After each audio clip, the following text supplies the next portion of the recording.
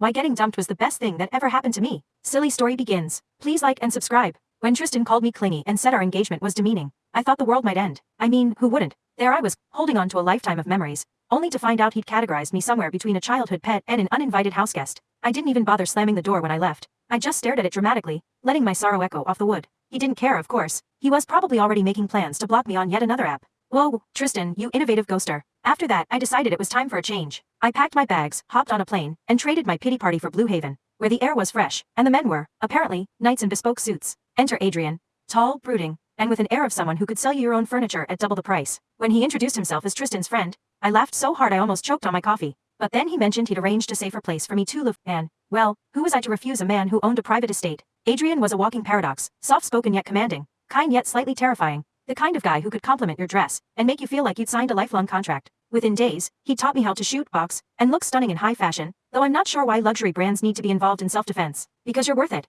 he'd say with a smirk, handing me another perfectly tailored outfit. Things escalated in ways I hadn't anticipated. One minute, I was his quirky tenant. The next, I was waltzing into dinner parties on his arm, smiling like I wasn't seconds away from tripping over my gown. Don't wither because of people who can't appreciate you, he told me once. I so sincere I nearly fainted. You're beautiful enough inside and out. How was I supposed to respond to that? Cry? Laugh? Propose on the spot? It wasn't all smooth sailing, of course. Tristan reappeared, looking as if he'd aged a decade in weeks, spouting nonsense about dysfunctional families and Adrian's alleged dark side. I told him, quite plainly, that his unsolicited advice was as welcome as a skunk at a garden party. He gaped at me like I'd just kicked his childhood puppy. He's controlling, Tristan shouted. Yeah, I shot back, and I love it. Bye. Fast forward to Adrian declaring me his muse, transferring his wealth to my name, and orchestrating grand romantic gestures that belonged in a soap opera. At first, I thought he was joking when he handed me the deed to his estate. What if I run off with all this? I teased. He shrugged. I'd chase you. Besides, we both know you wouldn't make it far. I'd find you in a cafe, sipping overpriced lattes. And that's how I found myself standing in a wisteria-filled garden, kissing a man who treated me like a queen. Somewhere, Tristan was probably staring at photos of us,